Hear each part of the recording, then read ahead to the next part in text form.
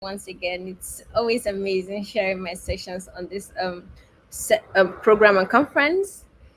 My name is Anita, just like Rob said. Today, I'll be speaking on the topic evaluating usability in technical documentation.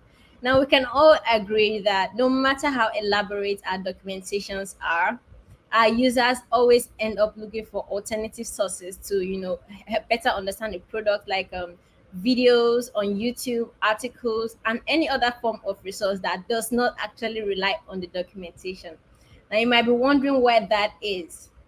Well, we're going to be discussing all of that during this section today. But before we do, a little bit about me. I am Anita Ihuman again, a developer advocate and a technical writer. I'm an open source advocate as well, contributing to prominent communities like the Chaos Community, Layer 5, and the Good Dogs project, where I'm currently working on a page template.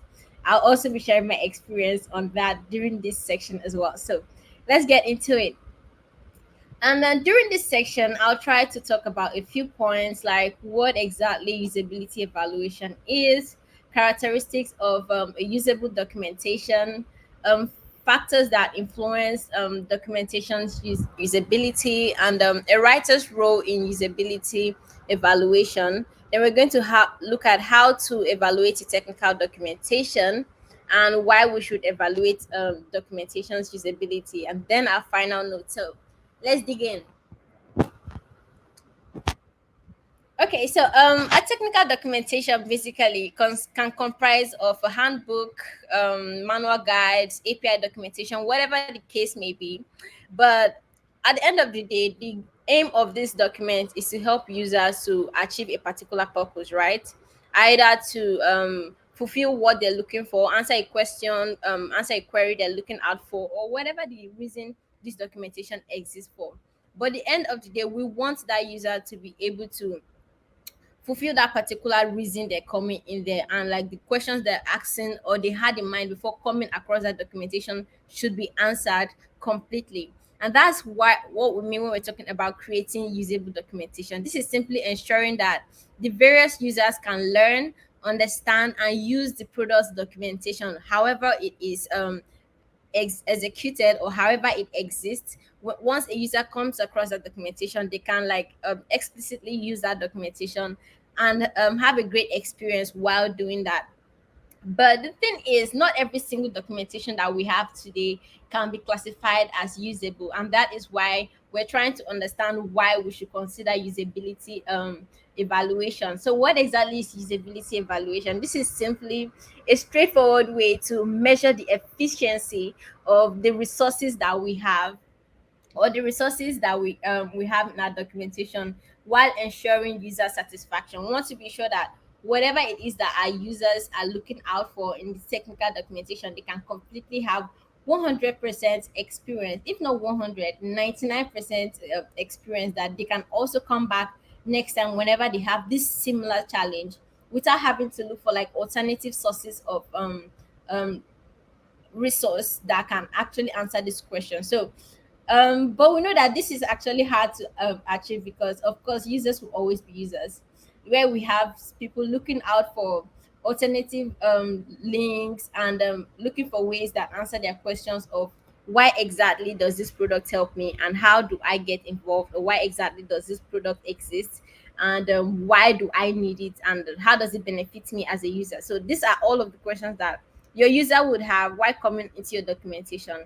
And the reason why we should actually consider usability evaluation is to make sure that these questions that these users have are completely answered, or even answered to some extent, so that they don't have to go over alternative resources, right? And in terms of usability evaluation, a documentation can be classified as usable based on several characteristics. First and foremost, a documentation is classified as usable based on its ability to be easy to learn. So users should be able to, successfully complete the tasks that they came to that particular document for at the end of the day, and without needing any external instructions or help with other forms of resources. Another thing that the characteristics that determines if your documentation is usable to your users is how how efficient it is at the end of the day, because users should be able to accomplish the basic tasks that they're coming to, and the time within a short period of time that they're actually going through that particular documentation. Another thing is it should be effective in the sense that how fast do users actually execute their tasks while going through this documentation. Now I got to realize that as a user, I spend less than 5 minutes on most documentations that I come across, and that only says that not only me, but so many other persons that are coming across documentation spend that equal or equivalent time. And so you want to make sure that your documentation is as effective as possible. So I can skim through in a space of under 5 minutes to 10 minutes. I get answers to what I am looking for, and I'm really happy with the experience at the end of the day. And then your another characteristics you should look out for in usable documentation is it should be error tolerant, in the sense that your product documentation, let's say you're putting together an API documentation, definitely at some point users are going to encounter one form of error or the other. Does your documentation actually track these errors and how to tackle them? Or let's say there's a strange error that a user does not know any part of documentation that tracks that. Does it frequently ask question also like tackle that, or is there provision to reach out to the team regards that particular error? That is what we mean by your documentation being error tolerant. So how many errors can the users make, and how can they actually tackle that error using the same documentation that they are on? And then it should also be satisfactory, because at the end of the day, you want to make sure that the user is pleased with their experience going through this particular document or resource that you have provided for them. And all of this come together and makes your documentation to a user usable at the end of the day. But there are several factors that influence your document usability, and we all know that evaluating the usability of a technical documentation is a vital part of document creation process. And the quality of a documentation actually depends on two fundamental groups or categories.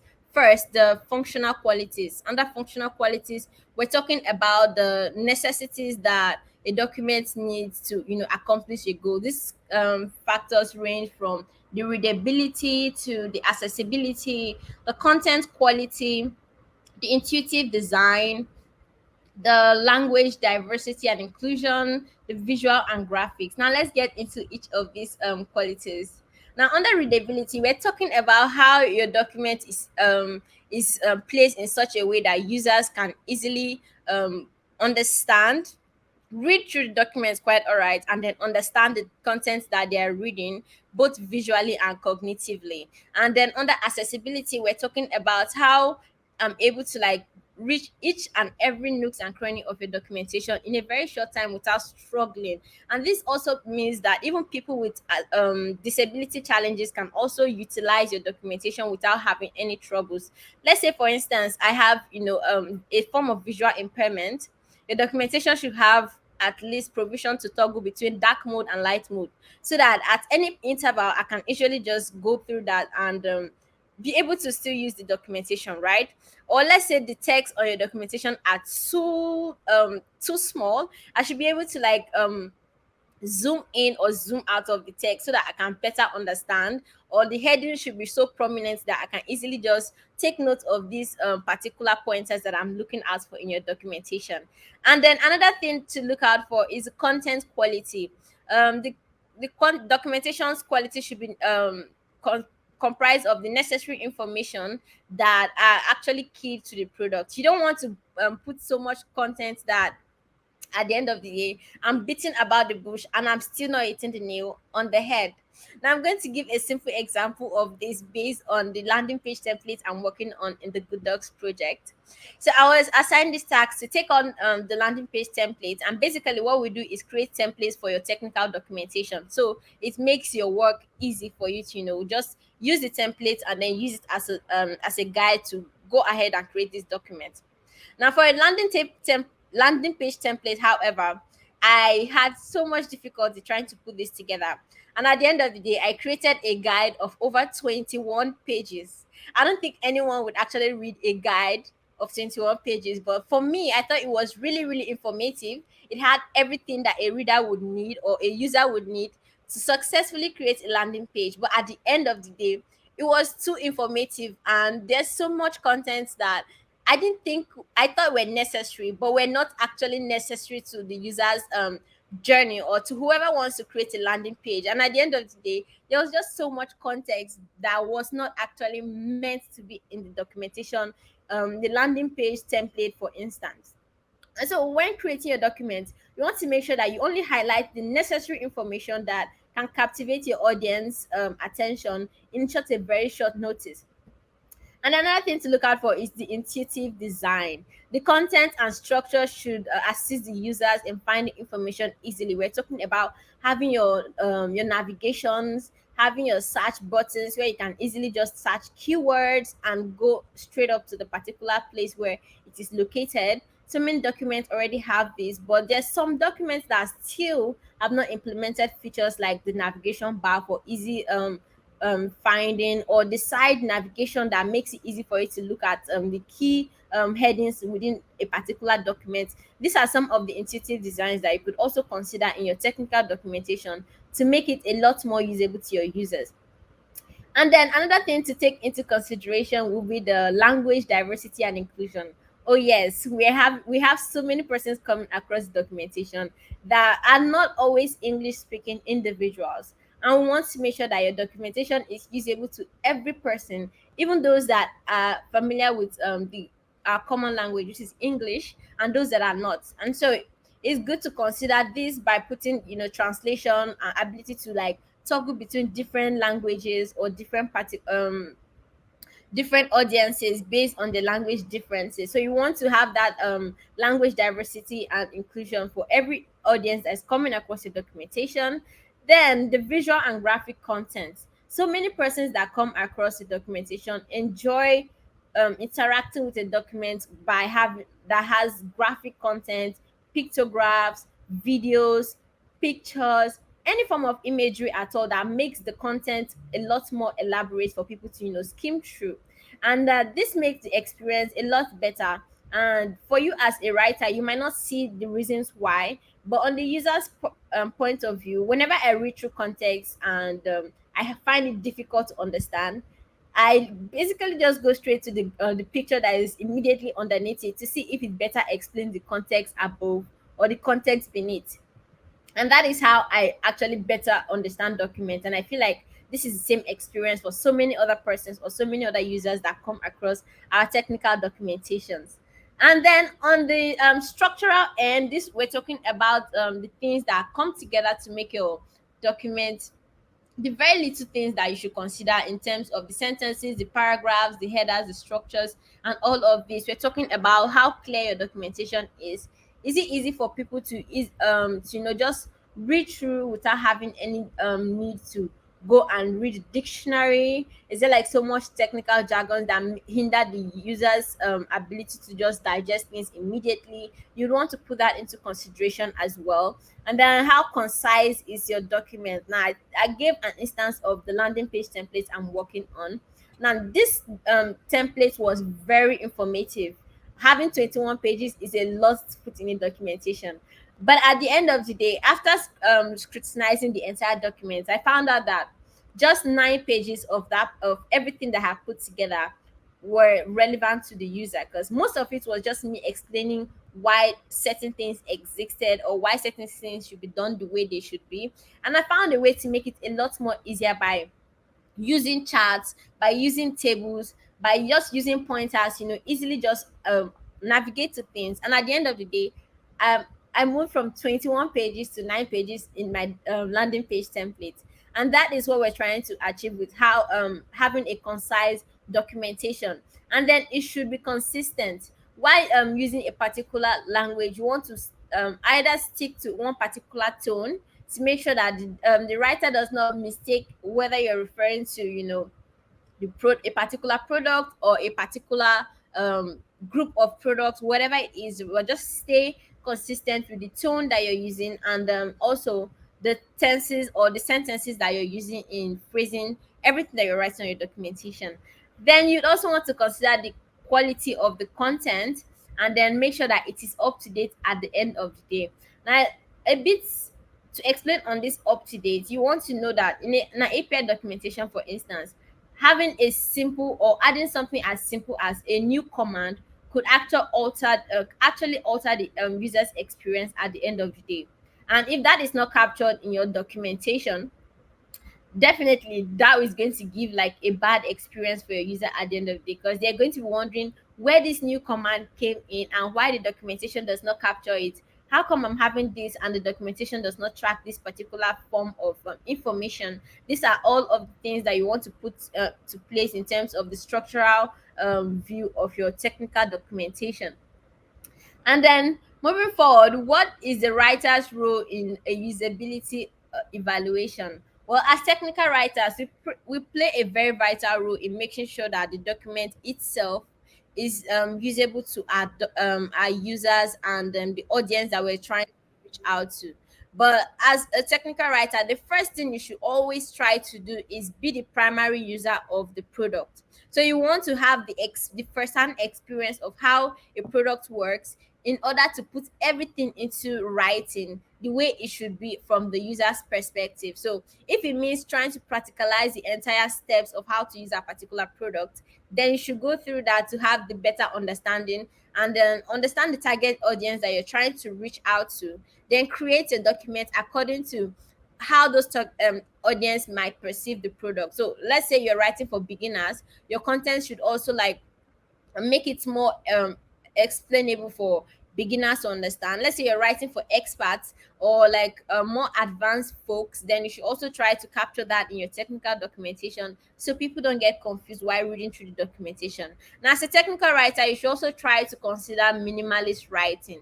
Now, by minimalist writing, I'm saying you should do less of putting together text and lots of writing, and try to adapt other ways in which you can convey information. We're talking about the graphical, we're talking about using videos, we're talking about using pointers and listing or tables or any form of writing that actually explains things in a more in a less congested way, because we can agree that when there's so much text, skimming through a particular documentation becomes a very difficult thing, because you know that in between all of that text there's something important that you're missing out, which can actually just be highlighted using either listing or using graphics, highlight that particular thing that is of most importance to the user. And then you should also consider the objective writing. Now, we know that you're writing for a particular product that you're on the team. However, you want to write something that both persons that are not in the team, which we're talking about stakeholders, we're talking about persons that are just trying to, maybe use your documentation to create more content, can also utilize this document. So you want to be as objective as possible, not focusing more on the team side to develop your content and make it a universal kind of document at the end of the day. Then you also want to look out for the target audience. Very, very important, because the audience that you're focusing is one thing that you want to prioritize your content on. I already talked about this under understanding the product, but like after understanding the product, you want to focus more attention on understanding the audience. You could do this by doing minor researches to know what the audience is looking out for in this document, or what the audience would want to learn. Reach out to the audience, find out what they know about it or what they don't know and what needs to be improved. And if the document already exists, go as far as doing like a review on the existing document and see areas that people are having difficulties, spending more time on, using like analytic tools. And I'm sure this can actually be captured using some analytic tools, where you know how much time a user spends on this particular document and how much time they spend on this document, if they found this area of the document a lot more useful or if they didn't. Capturing all of these details will help you better understand areas that need to be improved in your technical documentation. And then, as a technical writer, you should also consider detailed test plans. Now, these test plans come in various forms, which could include can be discussed under the ways we can evaluate our technical documentation. Now, we're talking about the usability testing. First, you should consider your focus testing. Now, what is focus testing? This is simply, reaching out to a group of persons, either on the team or group of persons that have used documentation before. Have a call. You know how they do like book club where everyone comes together and everyone like sits on a round table. Tell me what you know about this book. Tell me what you know about this book. This is exactly what focus testing is talking about. You put these groups together and then you ask every person, what is your perspective on this documentation? Did you understand it? Is there a way that we could improve on it to make the experience a lot better for you? And if there is, how can we implement that?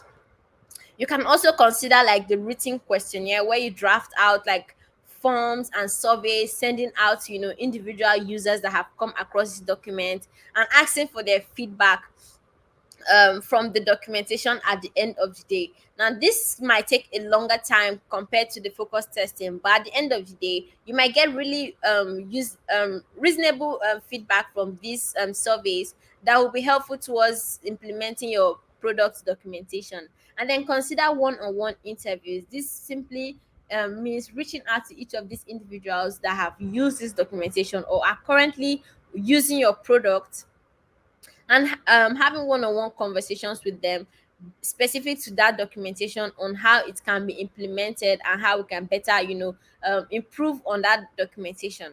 Now, after all of these results from this test are carried out, you can interpret and then record this data in a way that you share with your teammates and every other person that can work towards improving that particular documentation, as well as the engineering team. Because one experience that I had while working on a technical documentation sometime back was I was able to reach out to the engineering team because they better understood the product than I did.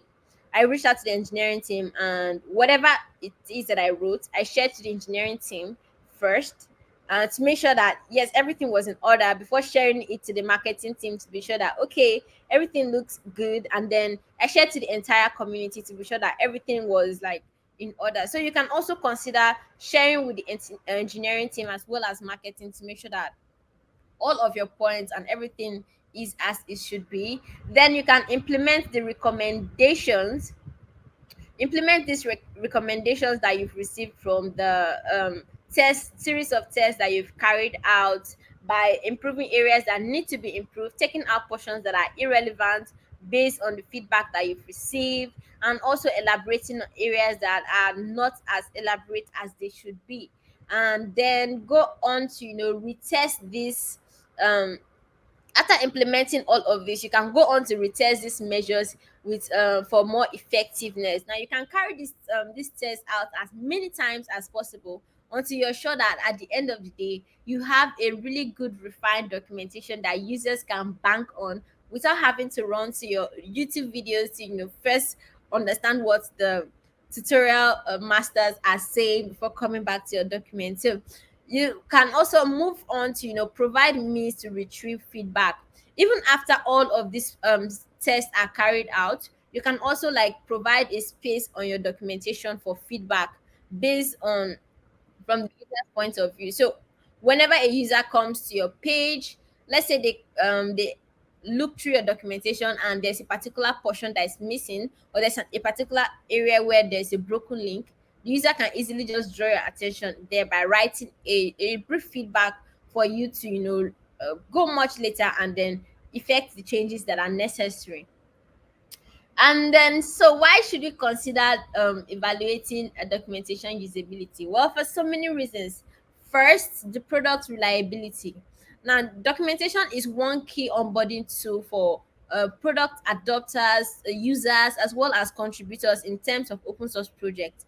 And so, you want to have a usable document, or you want to evaluate your documentation for its usability, because at the end of the day, readers as well as users are relying on this particular document as their key onboarding tool, because you don't want to be reaching out to every single person that comes across your documentation, having one-on-one calls with them, doing demos with them, showing them like, oh sorry, this is what we meant in this particular document, don't get us wrong, this is what we're trying to explain in this particular document. And so having a good and usable documentation actually helps to, determine your product reliability, and it's a lot easier to reach out to the audience and convert users from when a product has high quality documentation. Another reason why you should consider evaluating your documentation for usability is for the user's experience. Now, to be sure, you want to be sure that a reader can quickly accomplish their goal that they're coming to your documentation for. And what is this goal we're talking about? Your users want to know, what is this product? Why does this product exist? How does this product help me? And if they find out if how it helps them, where can they start or where do they begin? And you want your documentation to actually be able to provide these simple answers to these questions in a very short period of time and improve on the user's experience. And you want to confirm that your documents can help a less informed audience to adopt your product at the end of the day, so they don't jump onto the next product because your documentation was not detailed enough. I know so many persons that have come back to say that they wanted to adopt or they wanted to integrate a particular API, but then going through the documentation, they became so confused they had to go for an alternative API. And not only for API. So many other products that people have come back to say the reason why they didn't use this particular product is the documentation was really difficult to break into. And so you want to consider all of this, to make the user's experience as well as the product reliability of more standard. And at the end of the day, I want to conclude this section by simply saying that an accurate technical documentation does not necessarily equal a helpful technical documentation. Now, why do we say that? If a user does not find your documentation usable at any point, or at there's a point where they don't find the documentation usable, they're going to move on to the next product or the next project that has a better documentation, and life goes on from there. So we should all take into consideration evaluating our technical documentation every now and then to make sure that it is usable not only to us as members of the team, but also to the audience that are going to be utilizing the documentation at the end of the day. Thank you so much for your time, and that is all that I have for this section. If there are any questions at all, I'll be happy to take that. If not, you can reach out to me through any of the social media platforms, on Twitter at LinkedIn, as well as GitHub. Thank you so much.